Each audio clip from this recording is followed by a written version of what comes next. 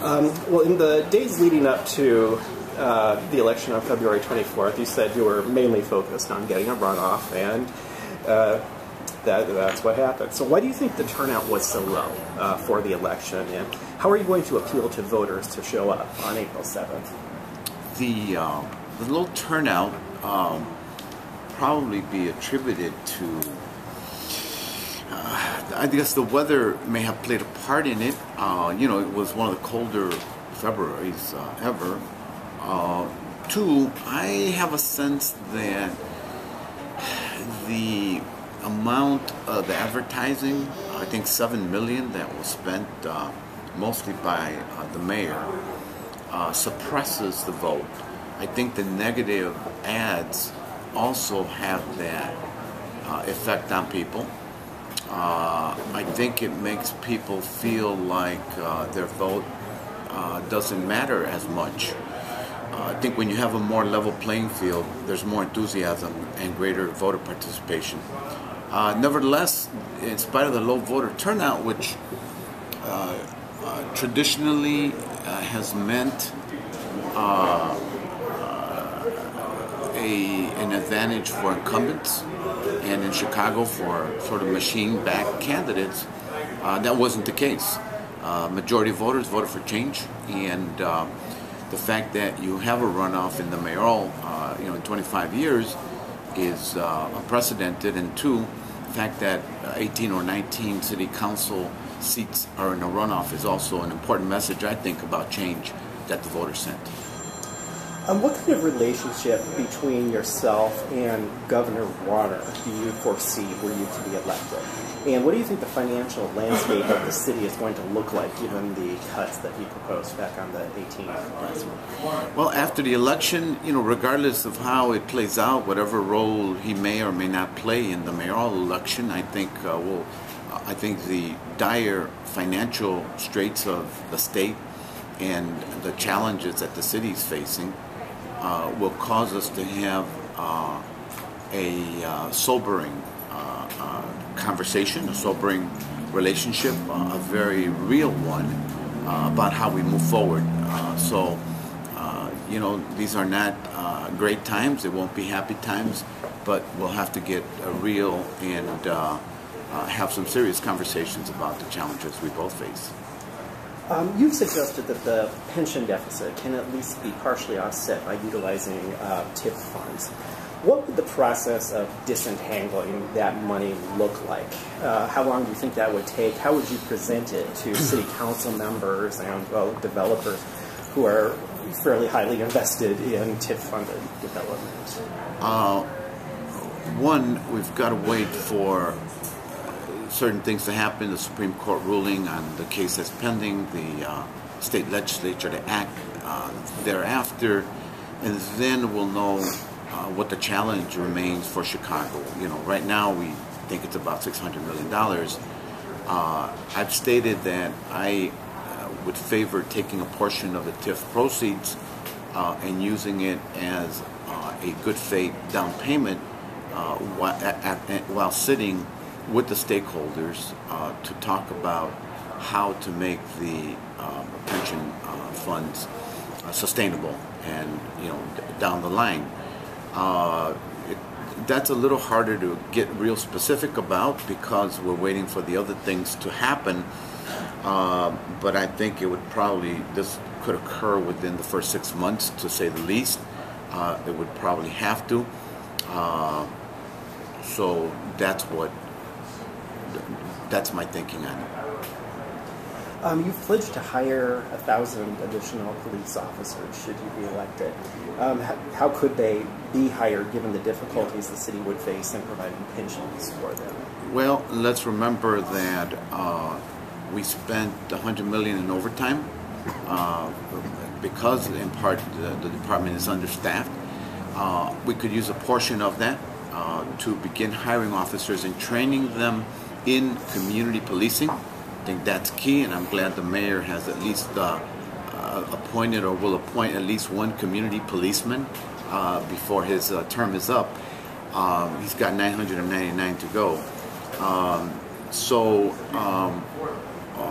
that is how I would begin to approach it. There's been an increase in expenditures over the past 4 years of $1.4 billion. So obviously we will scour through that to see if there are additional savings, but we're also looking at a host of revenues and potential revenue sources as we move forward, as I consult with experts in municipal finance, in pension, in public pensions, and these are nationally renowned people that we are being advised by.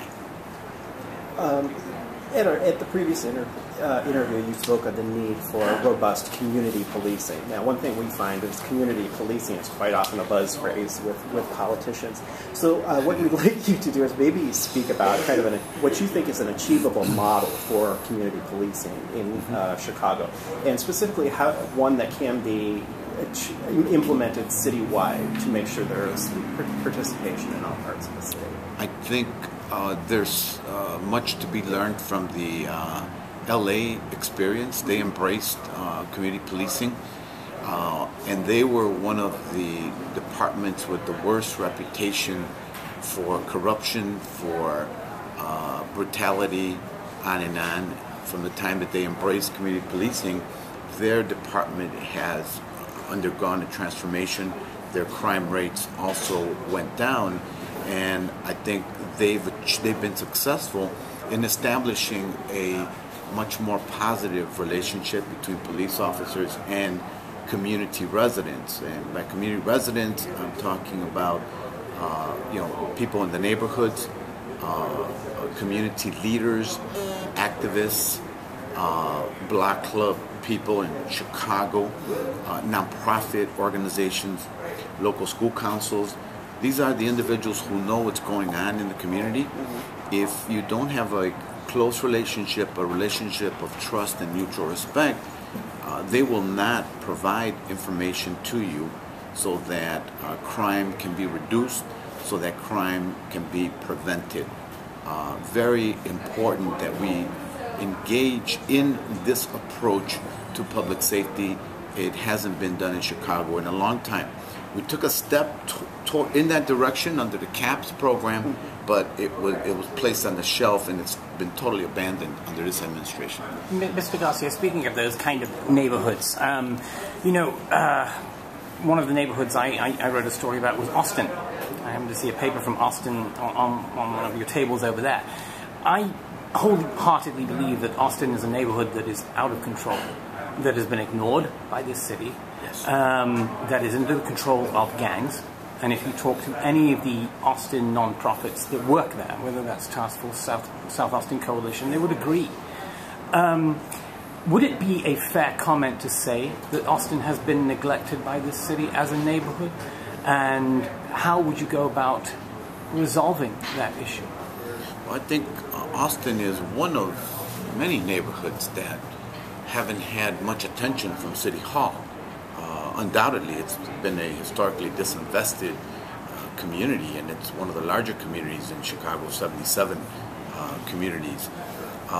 It's an example of the type of community that needs to get reconnected with the city, with City Hall, with the mayor, and that as we move forward, we look at communities like that and what kinds of initiatives or strategic investments we can make in certain parts of the city to begin demonstrating to people that we know of their isolation, that we know of the despair, and of the day-to-day struggles that people experience just to get by, just to make a living. That's what I'm talking about when I say that I want to make neighborhoods, to place neighborhoods at the center of governance in Chicago, making them a priority, that they're important, to be out there, to engage the folks that struggle on a daily basis to improve community life. It's organizers, it's nonprofits, it's daycare providers, it's the local school council members who are out there trying to create and instill a sense of hope and of a better future. So Austin is one of those neighborhoods. So is North Lawndale. So is West Garfield Park, and so is Garfield Park in general. It is very, to mention a few West Side, not to of course exclude Roseland or Englewood by any stretch of the imagination. It was of course very sad to see the schools that were closed in that neighborhood in particular. And when we challenged Manuel on some of the complaints that children are forced to walk through gang-infested neighborhoods because of those closures, he said, well, we've got people now who are supposed to be guarding those children or watching those children that are on the city's payroll. Do you think that's enough? It isn't enough. That's sort of a Band-Aid solution to a bad policy decision that was taken.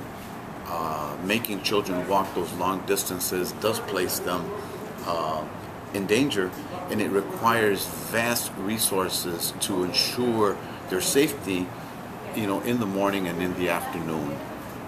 Again, those are consequences of a decision that wasn't thought through. You said that part of the community policing initiative would be promoting a culture within the police department that is respectful of members of the trans community. How do you think that could be implemented in the police department? I think we need to raise awareness through training, by familiarizing officers with that community in particular, so that their level of awareness and sensitivity and engagement with that community occurs at points of contact. I think some of that training needs to raise awareness about stereotypes, about superficiality, and then about how to engage members of that community. And I think members of the community can be the best, some of the best trainers in regard to how to deal with, how to engage that community. So you would employ members of the trans community in working on police training? Well, I would hope that there would be some volunteers if we have the resources. Gotcha. Yes, I think that makes perfect sense. I mean, you involve the affected in helping to shape awareness and policies and procedures so that you achieve the desired impact. What's the desired impact? To prevent discrimination, to prevent violence, to prevent bad things from occurring to that community, for being singled out. It's about achieving equal treatment. This last week on Election Day, The Guardian broke the story of Chicago Police Department detaining suspects kind of off the grid at their Hammond Square facility. What were your thoughts on that story, and how does it relate to your overall thoughts about the accountability of Chicago police officers to residents? My immediate reaction was, why is a British newspaper reporting on this, and if true, why isn't the local media reporting on it? I did some checking through staff about the assertions made in that article. We spoke with some experts in the field, and we continued to investigate. We have not ascertained that the assertions are true. They're troubling, and we continue to investigate. It does bring out a greater question of accountability, though. And when you talk to members of the trans community in particular, or trans people of color in particular, who have been singled out, profiled, even obviously prior to the new profiling ordinance, but maybe even afterwards, by the CPD, who have alleged abuses by the CPD, and yet there seems to be, in all of the stories the Windy City Times has covered, no accountability on the part of the CPD. Now, you ask them for statements, you ask them for any kind of, well, what are your answers to this? Nothing comes. And the community itself feels like there is an undue amount of harassment, profiling, attacks, but no accountability that goes on. How do you assure accountability? How do you assure that the CPD is held accountable for its actions? And I'm not just talking about simplifying or changing, officer-citizen interactions the way we have it right now, which some people say is not enough. Where can we improve it? I can't speak for the present administration. I can only speak about the future. Under my watch as mayor, I will be clear with the superintendent that the code of conduct of officers is going to be to ensure equal treatment of everyone in Chicago, including the LGBT and the transgender community. It's very, very important. It's a matter of equality, and I think that when the tone is set at the top, when your superintendent understands and embraces those core values of equality, that the likelihood of real outcomes on the ground get improved dramatically. Whenever there is misconduct, we will hold public employees, including police officers, to the law and to the highest standards. Chicago needs to be inclusive and embracing of all communities, and that will be my objective. What's the mayor's role in helping the immigrant community, especially undocumented immigrants, adjust to life in Chicago? Immigrants contribute immensely to Chicago. They ought to be welcomed to the city. Chicago should, Chicago has a history of being a welcoming city for many decades, different waves of immigrants. Those who are coming today shouldn't be the exception. We ought to be embracing. We ought to be compassionate. Immigrants contribute immensely to the local economy. In light of the governor's budget proposals, immigrant services would suffer as a result of proposed cuts, at least within the present framework that we've seen.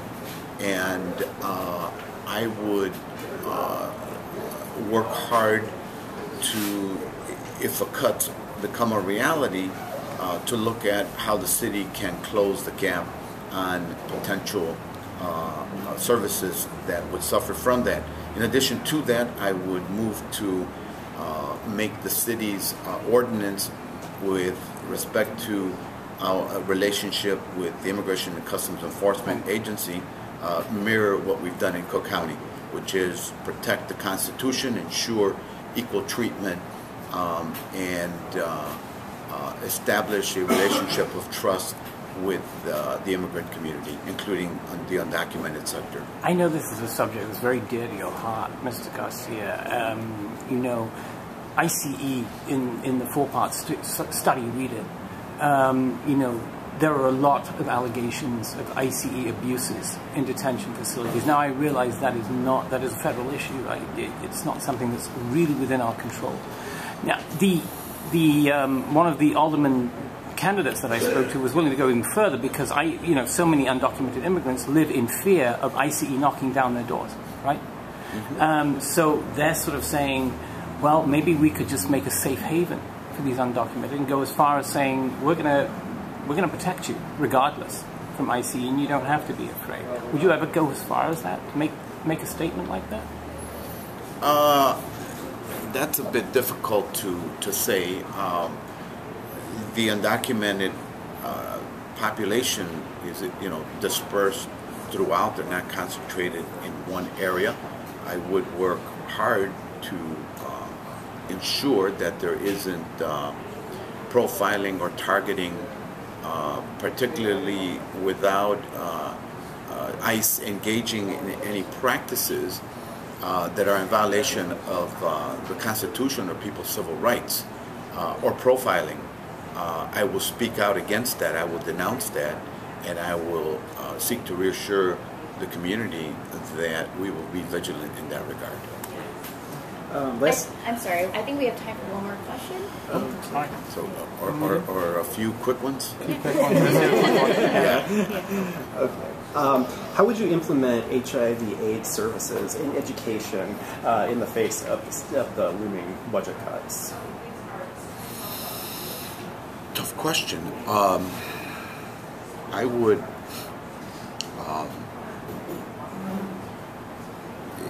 since we don't know what the budget cuts are yet, I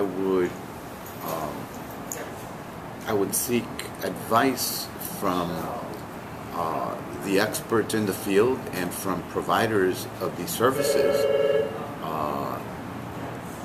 when we're in a new reality of austerity and budget cuts, if that comes to be the case. You want to be strategic and you want to be practical. So I would probably want to hear from folks like that as we move forward. How can the city best address youth homelessness in the LGBT community, again, given that support is likely to be reduced from the state?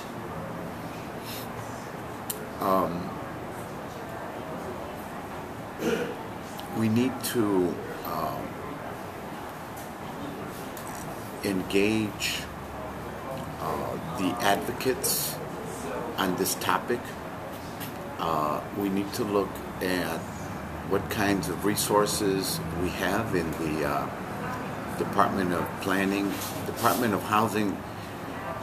It's been, the name has changed so much. It's been Housing and Development, Planning and Development, and we also need to look at the resources within the Chicago Housing Authority, which the city has been sitting on, the CHA, for a long, long time. I think passing the Keeping the Promise ordinance, I believe that's the correct name, to give the council more oversight over the Chicago Housing Authority is a step forward to ensuring accountability so that the CHA doesn't sit on critical resources that can provide housing, including 3,000 vacant units that are just sitting there when they could be housing individuals and families, and two, the housing choice vouchers, formerly Section 8 vouchers, about 12,000 of them that are being wasted when we have a homeless problem,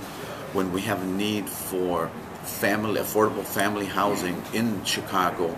I would say it's a crime that this has happened under the watch of the mayor. Why do you think you're a better choice for the city's LGBT community than Rahm Emanuel would be? Because I have a history. I'm not a newcomer. I haven't become a recent convert. I stood up for the rights of the LGBT community under a more difficult historical period. And I think that's what speaks about my history and consistency with respect to the community. I've maintained a consistent position on this. I've engaged the community, both locally in my neighborhood as well as citywide, and always sought to stay informed and engaged about the reality that community lives. Thank you so much. Great.